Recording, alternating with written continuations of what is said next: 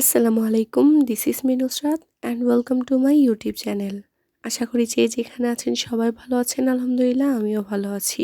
কি বলবো বুঝতেছি না। যাই হোক, বাসি ঈদ মোবারক অ্যান্ড বাসি নববর্ষের শুভেচ্ছা। ঈদের আজকে দিয়ে প্রায় ১ সপ্তাহ পার হয়ে গেছে। আমি তারপরে উইশ করলাম, মানে কি একটা অবস্থা। আর এটা ঈদের ভিডিও না, মানে ঈদের ব্লগ ভিডিও না, এটা নববর্ষের ভিডিও।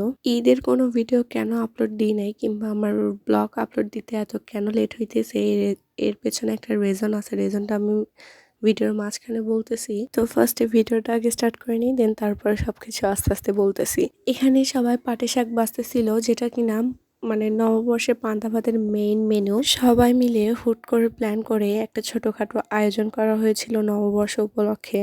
দেন তারপর থেকে কাজ করা শুরু হয়ে গেছে। এখানে একটা আন্টি আলু ভর্তা করতেছে। আমি সব ধরনের ক্লিপ নিতে পারি নাই, বিকজ ফোনে স্টোরেজ একদমই ফুল হয়ে গিয়েছিল। ওই জন্য স্টোরেজ ফুল হয়ে যাওয়া কি পরিমাণে বিরক্তিকর, এটা যার সঙ্গে হয় সেই বোঝে। আর মেইন সময়ে এসে কেন জানি স্টোরেজ ফুল হয়ে যায়। মেইন টাইমে কার কার এরকম স্টোরেজ ফুল হয়ে যায় অবশ্যই কিন্তু কমেন্টে জানাবেন। আমার কিন্তু সবার আগে হয়। তো আমাদের পান্তা ভাতের মানে নববর্ষের সবকিছু রেডি। সবার মতন আমিও মাটির প্লেটে খুব সুন্দর মতন সব সাজিয়ে নিলাম। ভিডিওর সামনে ওই রকম ভাবে কেউ আসে না দেখে কারো ক্লিপই আমি নিতে পারি নাই, আমারটাই শুধুমাত্র নিয়েছি।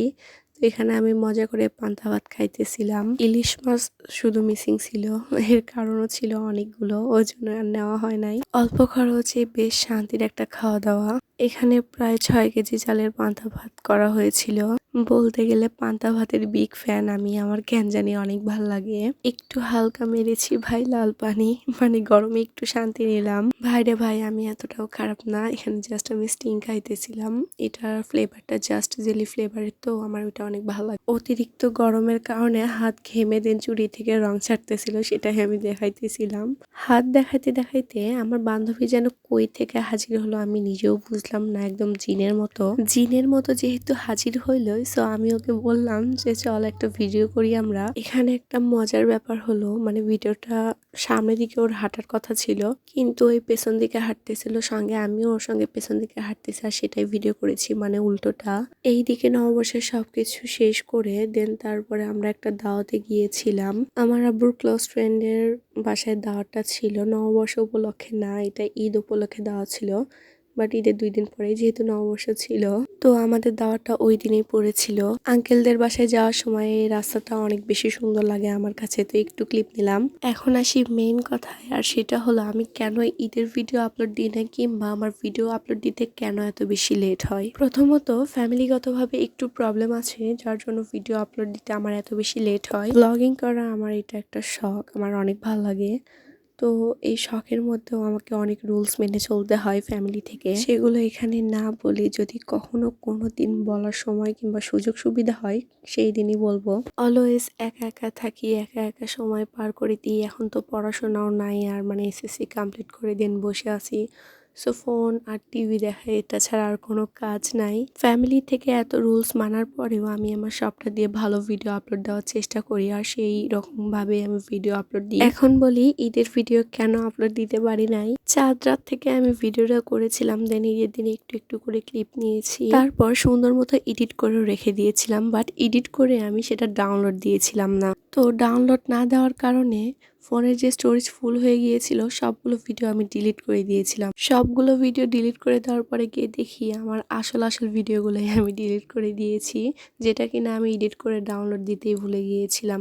আর এই জন্যই ঈদের ভিডিও আমি আপলোড দিতে পারি নাই। কথা বলতে বলতে আমরা আমাদের গন্তব্যস্থলে চলে এসেছি বিকেলবেলা। তারপর থেকে আর কোনো ভিডিও নেওয়া হয় না, সবার সঙ্গে আড্ডা দেওয়া হয়েছে, একটু ঘোরাফেরা করা হয়েছিল।